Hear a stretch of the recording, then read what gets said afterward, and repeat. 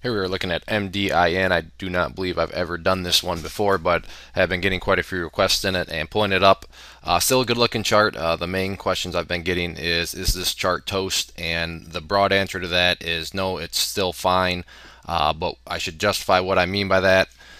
Depending on your perspective, depending on your strategy, that's going to kind of dictate whether or not you should basically listen to the answer I just gave.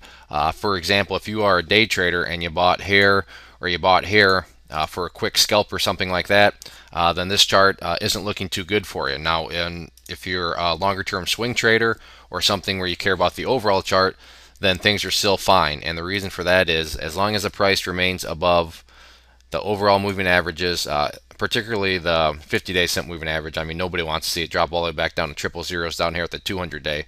But really, as long as the price can hang above and remain above the 50-day simple moving average, which is valued at 0029, then technically the chart will remain bullish because this is a longer-term trend indicator right here, again being the 50-day simple moving average. And basically, since the price has come alive back here in mid-September, the price hasn't even tested that. So at this point in time, it's not like it's even close to going bearish or anything like that. But the 50 period is going to be the key moving average, key level of support from the charting perspective that you're going to want to keep your eye on. In terms of kind of shorter term levels of support, we have this level right here, which I think the price might have bounced off it today. I'm going to call it right here. At a low of 0035, and today's low was 0035, and I'm getting that from this area over here. I'm just splitting the difference. You had a couple of times where the price didn't quite hit this level, and then you had a couple of times like here and here where it dropped just below it. So kind of just splitting the difference and picking the low of this candle. 0.0035 is the shorter term area of support. But again, if this one fails, no need to panic, because then you have kind of the older brother right here at 0.0029 being the 50-day moving average down here that will then hopefully provide support. The other reason this one's pretty important, if it doesn't hold, then really the next level of support is not until down here at the 200-day, and obviously nobody wants to see that happen.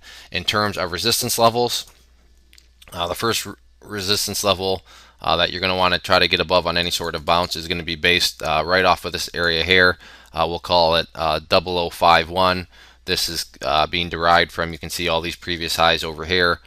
So 0.005, 0.0051 area will be the first level of resistance. And then after that, you could actually get a pretty nice move, because the next levels of resistance aren't until up in this area.